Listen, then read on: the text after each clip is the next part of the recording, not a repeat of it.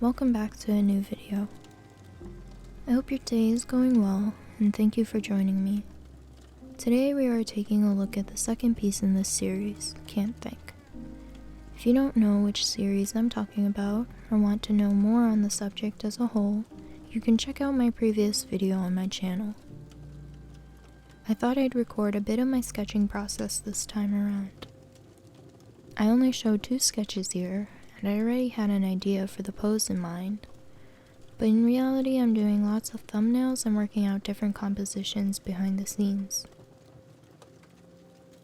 One issue I have though, which I want to talk about today, is having a solid idea and vision in mind for your painting before you even pick up the brush. It is so important to have your idea fully fleshed out before you begin. Otherwise, it can lead to many problems when you start the finished piece. Sometimes we have this idea in our mind and we get excited about it and we just want to start painting it right away. It's great you have this idea, this sudden spark of inspiration and motivation, but in your mind it is vague. You know generally what you want to create, but oftentimes it is very difficult to envision everything about a piece exactly how you want it in the first 5 minutes of coming up with the idea. Planning and preparation is so vital, and it's hard to run headfirst into a piece knowing exactly what you want.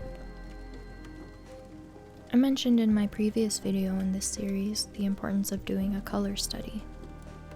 Yes, it is important to know the harmony of your palette and understand the values of your painting.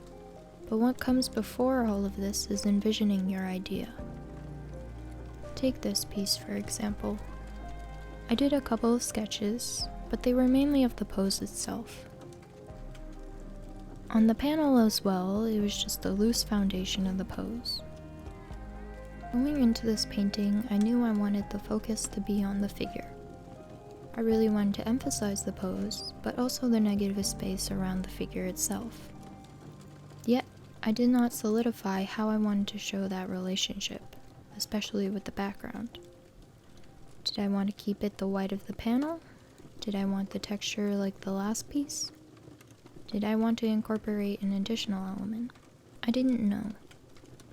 All I knew was that I had this pose and this feeling, and this vague idea of what I wanted, and I ran with it. Thought, I'll just make it up as I go along. Now sure, that may work sometimes, but if you have a piece that is especially complicated, not envisioning and ironing out exactly what you want the piece to be will be a waste of your time in the long run. I usually enjoy doing more complex pieces, and so because I thought this was simple, I didn't have to do as much planning. I was wrong. I had to do just as much. Going into a painting with the first thing that pops into your mind can be pretty detrimental to your work. You may find that later down the road you don't like it as much. Maybe the composition is off, or it looks too busy, or maybe you want to replace certain elements. You need to know all of this in the early stages. Otherwise, you'll just give yourself a headache and have to wipe the paint off or start again completely. I'd take a day, or 2, or 3 to really plan out everything. Draw thumbnails. Draw many different thumbnails. It's always good to find a new way of interpreting your idea because you may find that you like it more than whatever popped in your head first. Do some research, gather your reference photos, analyze and study them.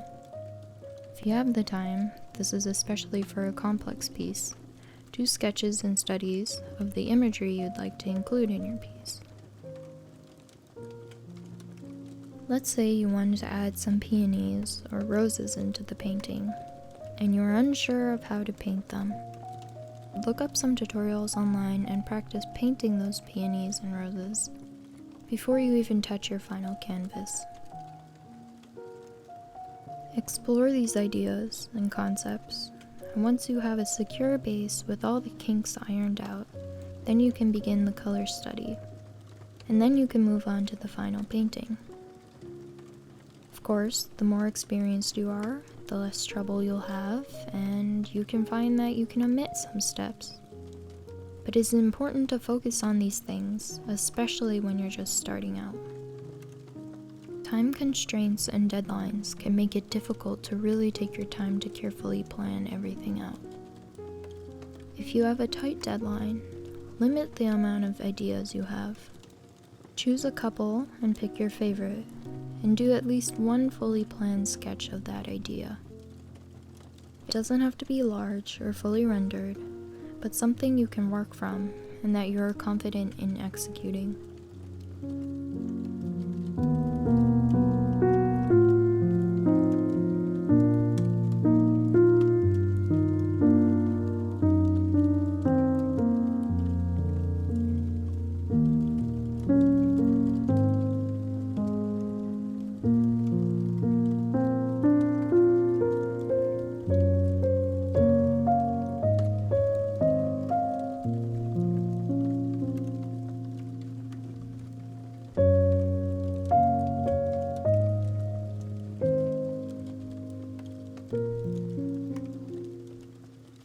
Here you can see I started to paint some yellow flowers. I played with a few renditions with these flowers in my sketches, but I never fully decided if I was going to include them. I had the thought that I would add some to the background and make it look like one of those milk baths. I didn't really think if that's what would be best for the piece, and I just went for it. I spent quite a while on these flowers that I didn't show here because ultimately I didn't like the result. Now they were only blocks of color at this point, but I felt that I was losing the original feeling I wanted this piece to have. All the attention was suddenly drawn to the flowers rather than the figure. And that's where I come to my second point for today's video. Simplify. It is so important to simplify your work. Now I don't mean you necessarily have to paint just a single figure on a canvas. I mean to not overcrowd and confuse your original vision. I was watching a video by Duff the other week. He is a fantasy illustrator and a concept artist, as well as a teacher. He runs his own private mentorship and has a YouTube channel called Lucid Pixel. He's overall a very great inspiration to many artists. He does these art talks where he discusses certain struggles and empowers artists in the community.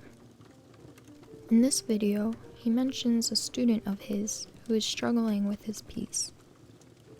The student starts to describe 100 million things that is going on in the painting, as well as multiple backstories to the piece that can't even be seen in the work itself. Adam says to him, "That's the problem. You're trying to tell 10 stories in one image. Just tell one of them." I had to remind myself of this just the past week when I was working on the painting you see here. Adding the flowers added an entirely new element that told a completely separate story from my core vision. It also changed that vision and made it something else entirely. Again, this does not mean the piece has to be basic. Mine just happened to work out this way. What is important is that whatever elements you are adding to your piece, you must ask yourself, does this take away from my core vision? Does this distract from the message? Or does this enhance my idea? Is it too crowded? And are there too many things going on at once? Then simplify. Cut out whatever is unnecessary and really focus on portraying this one idea. That is one of the main reasons I made this into a series of paintings and not just one. I can't express all of the thoughts and ideas I want to express in a single piece. There would be too much going on, and at the same time, you wouldn't be able to get any information out of it. So no matter what, simplify, simplify, simplify. Go back to your sketches and understand exactly what it is you want to express. Once I painted over the flowers, I felt instantly better. I will be exploring the flower concept again, but just not for this piece.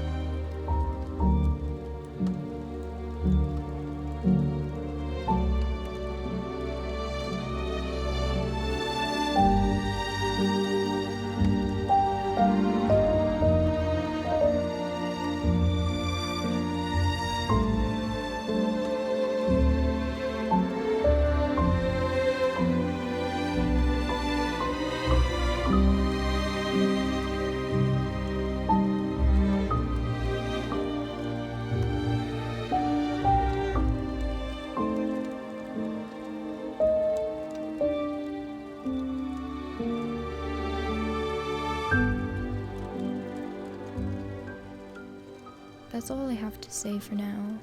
I hope you enjoyed, and let me know what you think of this painting. I'll be back next week with the third painting in this series. Thank you so much for watching, and I'll see you next time.